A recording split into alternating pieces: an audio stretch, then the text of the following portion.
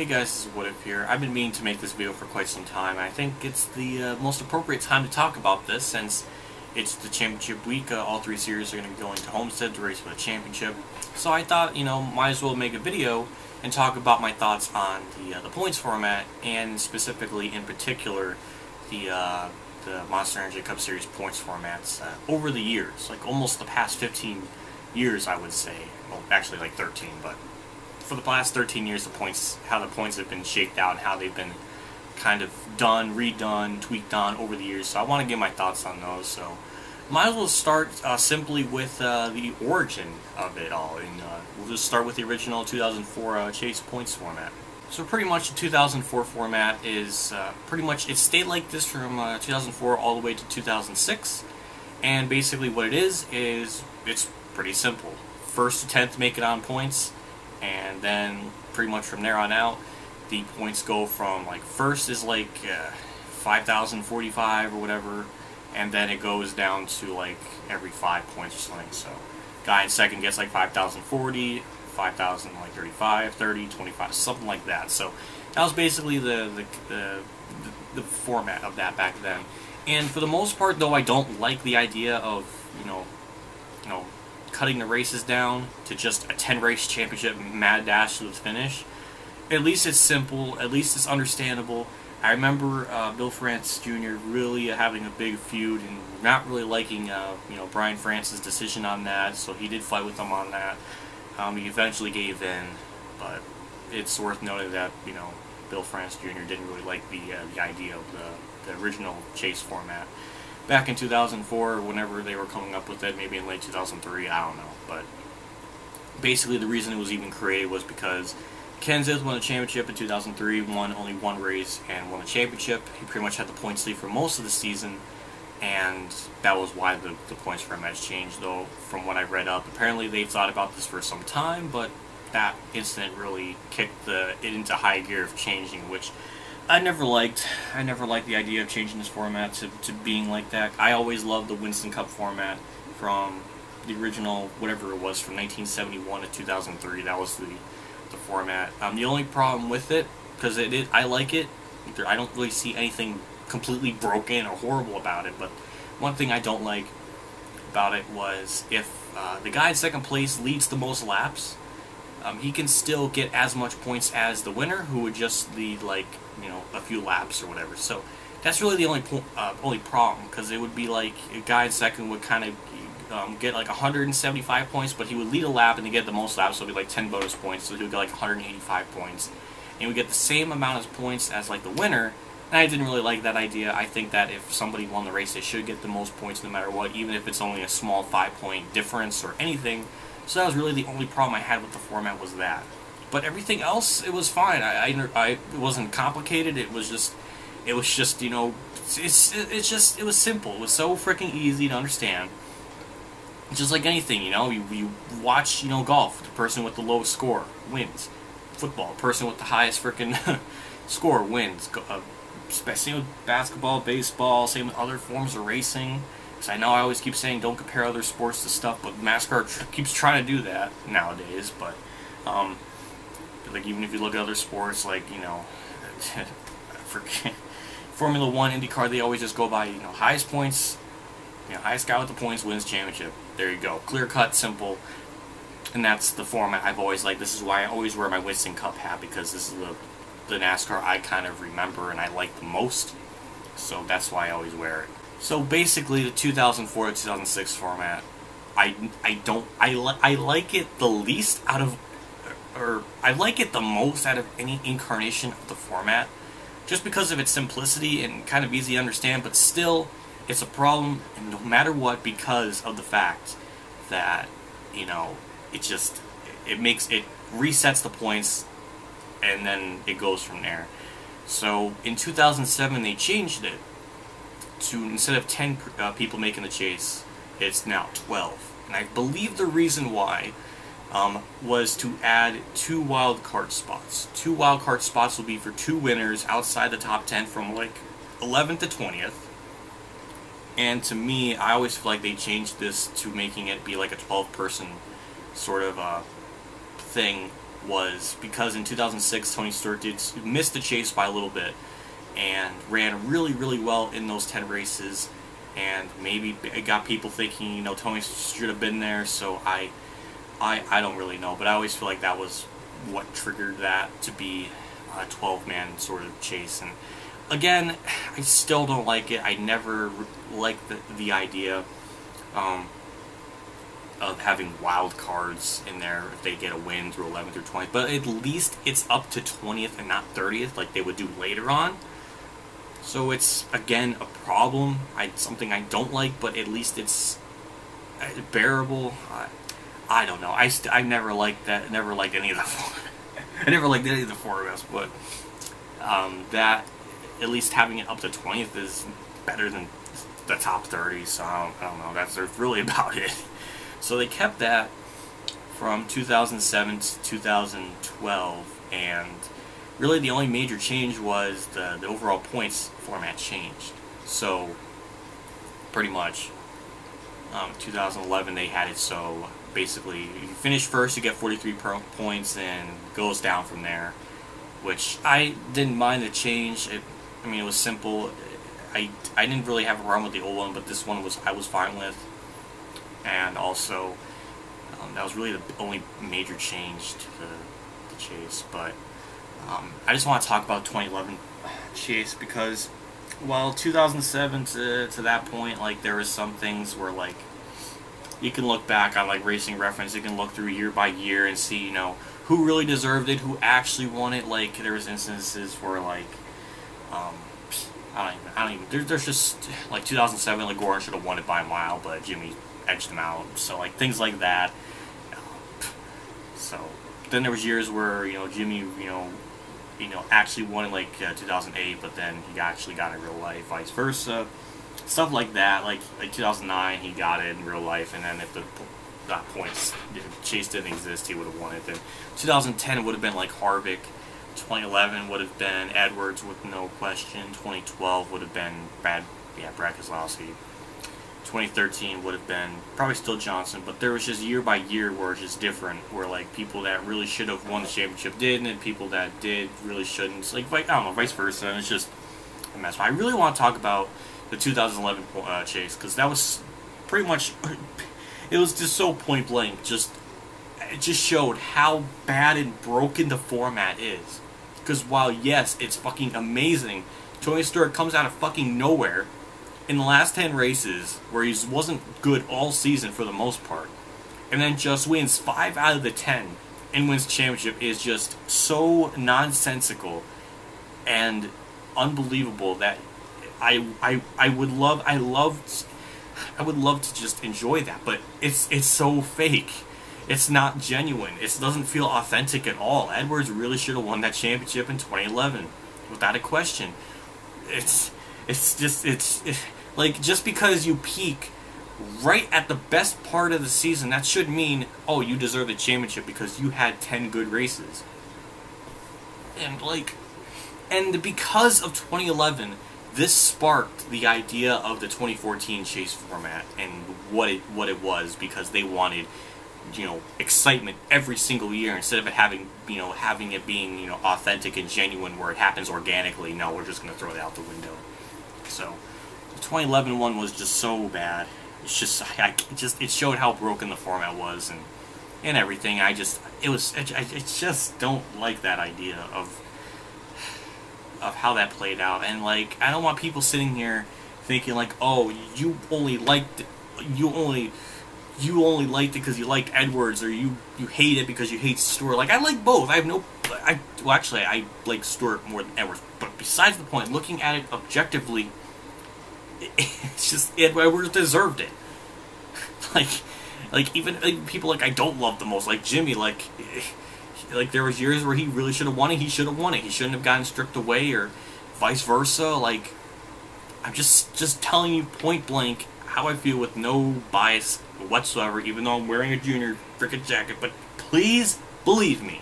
And then we get into 2013 chase, where it was really the only season where they added a 13th driver because of the whole Clint Boyer spinning out on purpose. People, freaking all of Michael Waltrip, except for Truex, who didn't know what the hell was going on, which is always why I root for him, because, like, he was like the only guy that is just, he was so innocent out of the entire situation, didn't know what was going on, and raced his way into the chase, and then bullshit happens, knocks him out or something.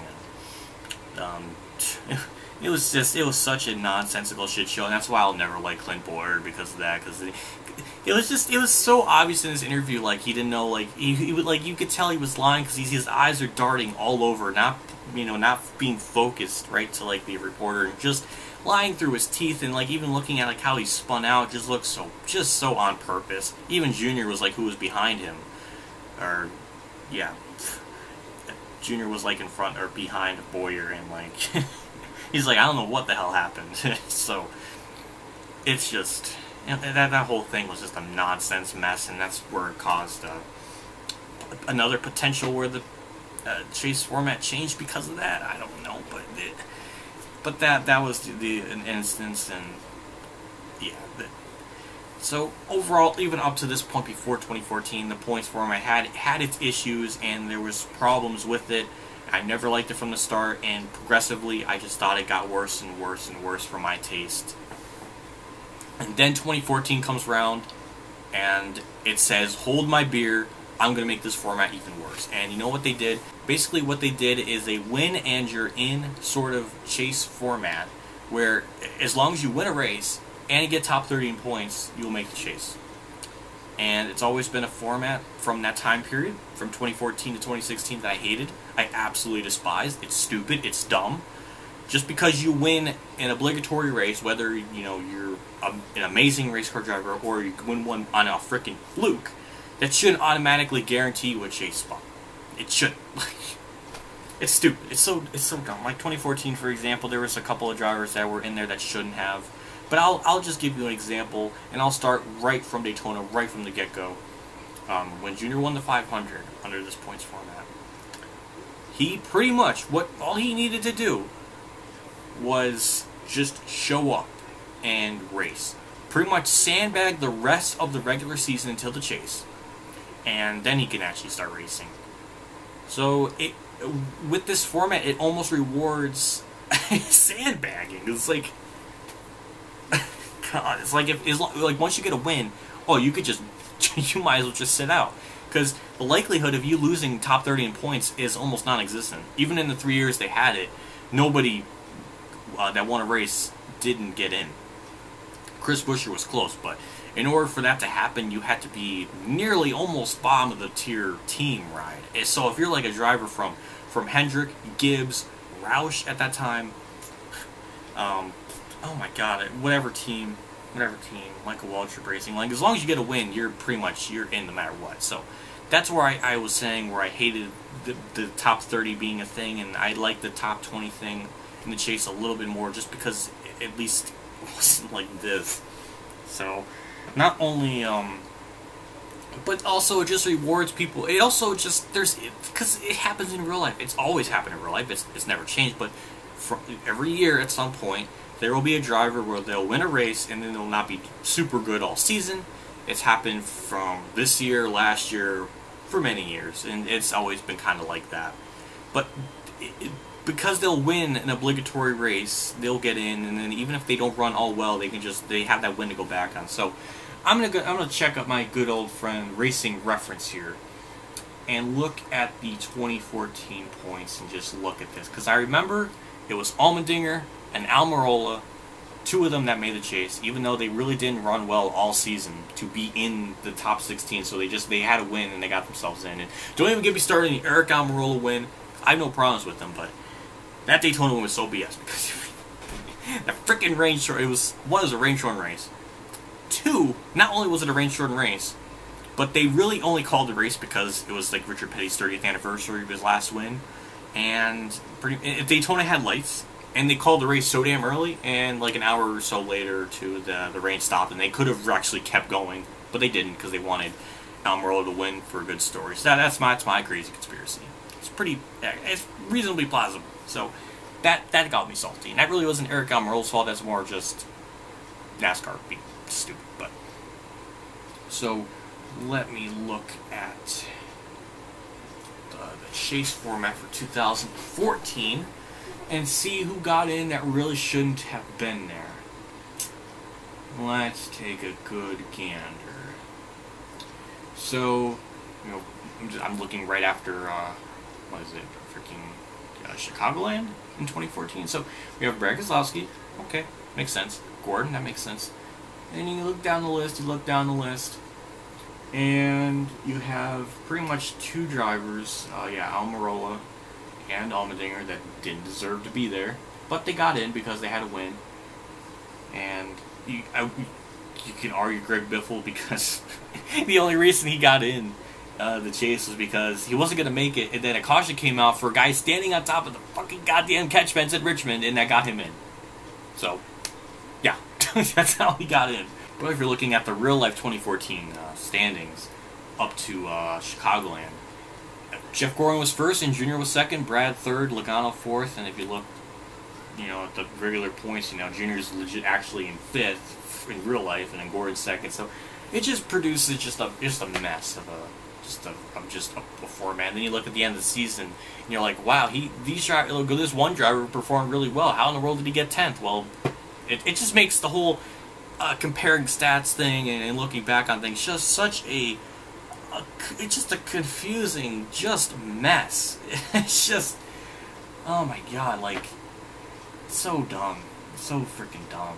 Oh yeah, and I forgot in 2014, Newman got to the Final Four, and that's pretty much because he bulldozed Larson out of the way, and he didn't really do much of anything that season except for pretty much surviving, but because of that, I fucking hate that shit for it. It was so dumb. Like, every 3 races, points reset. Every 3 races, points reset, everybody's even. I think, actually, I'm wrong. The first round, had it where it tallied up points from, like, wins and stuff throughout the season, so it carried over to the first round, but after that, nope. So everything else reset. So, if, God forbid, if you have an incident in those 3 races that's out of your control, and trust me, it's happened. It's fucking happened. From year to year, I guarantee you at some point, I can't think of 2014, but 2015, 2016 are good examples I can bring up. One was Jimmy Johnson 2015, where he ran good the first 2 races in the first round, and then at Dover something happened and he was out. So that was lovely, you know. So stupid, it's so dumb. Then 2016 happened to Truex and it happened to Brad, 2 drivers that ran well all season, and because they have a mechanical failure that's out of their control, boosts them out of any chance for a championship is so goddamn bullshit. In 2015 as well, actually in 2014, I need to go in order. I'm getting too excited. But 2014, you had Kevin Harvick, you had Newman, Denny Hamlin, and I don't even know who the hell else was even in the Final Four. Okay, so yeah, you had Harvick, Newman, Hamlin, and then Logano. Newman and Hamlin really didn't do much of anything that season, so they really shouldn't have been in the Final Four. Actually, if you look at it in real life, like, who really should have won was Jeff Gordon with Logano second, Brad third, Junior fourth. That's what should have been, but in real life it was Harvick, Newman, Hamlin, Logano. So just constantly, it doesn't reward genuine champions. It never does. And that's always the freaking problem with this stupid format, is that it never rewards actual champions that deserve it. It's always just somebody that doesn't earn it, or somebody that either ran in the top 5 close to being first, but not actually being freaking first. So let's look at 2015 here. So in real life, Kyle Busch won it with Harvick second, Gordon third, Truex fourth. Now if we look at the overall final point standings, we have Harvick, who really should have won in 2015, Logano second, Brad third, and then Junior fourth in 2015, and then Truex fifth. So if we look at the chase, Kyle Busch won it even though he missed 11 races, and I don't want to hear this argument because everybody always gives this argument. What if Kyle Busch in the races he ran was the best?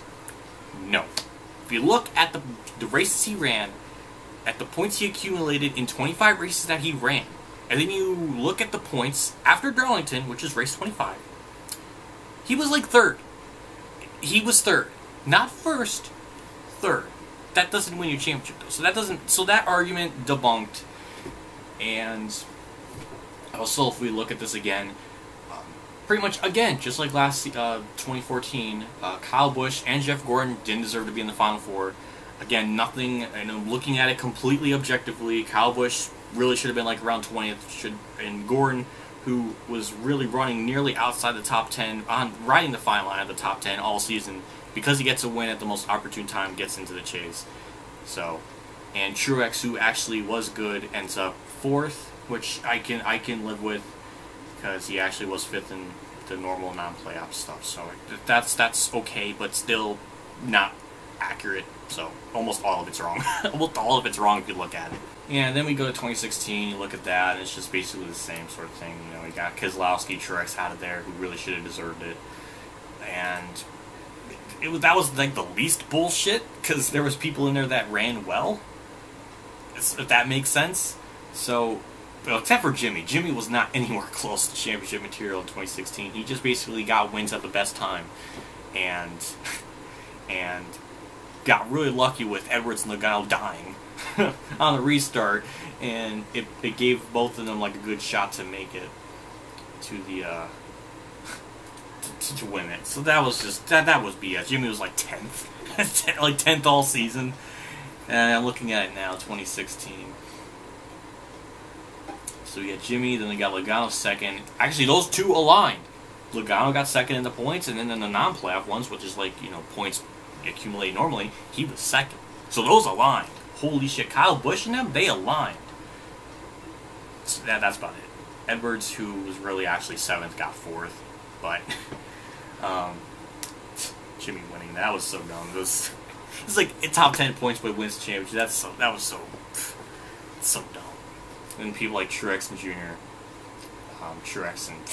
Truex and Brad Keselowski really didn't have a shot. But yeah, it's just every year there's always something happens or something in there that's like that's not deserved. And even 2017, this points format they have now is better. It's not the worst, so it's like almost like a notch or so above, because I hate the fucking stage. Actually, I don't mind the stage format, but I don't like the stage format bringing out the caution that shouldn't happen. It just arbitrarily has a yellow at a certain point. I've never liked that.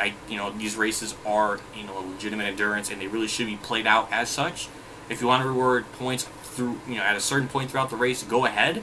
That's a good idea, and then you get playoff points that go into the chase, and it goes into every single round. So it makes the regular points season more worth your buck, and it makes those races matter more.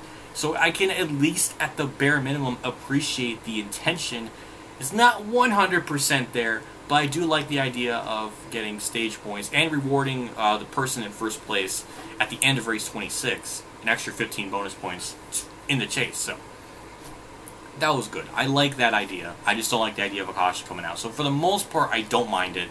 But still, it still comes down to Homestead, where the points reset, and it's anybody's game. So God forbid if something happens to Truex, a driver who deserved the championship this season by goddamn far, is now potentially may not win the championship to drivers that either don't deserve it or drivers that were close to being first but didn't deserve it. So, yeah, it's just so it's still shitty. I was thinking maybe like the playoff points would carry on to Homestead, and then whatever the points were, they kind of would go from there, and then you would add in like the stage racing, and all those points would kind of tally into the overall. That would be interesting. It would kind of almost be like a little teeny weeny throwback to the actual Winston Cup format, where it's just a mess. But at least this format is better than the previous one. I don't know about saying much, it was so bad before, but yeah, it's better. Also, I forgot to mention a 2016 chase format and the people that didn't deserve to be there, because I forgot. So we also had Chris Buescher, who won a race at Pocono but got a chase spot because he won, and also Tony Stewart, who won at Sonoma. And not saying that him winning is a bad thing, but he really shouldn't have been in there. He was not really a championship contender or chase contending worthy, but just because he had to win shouldn't mean he would get a chase spot.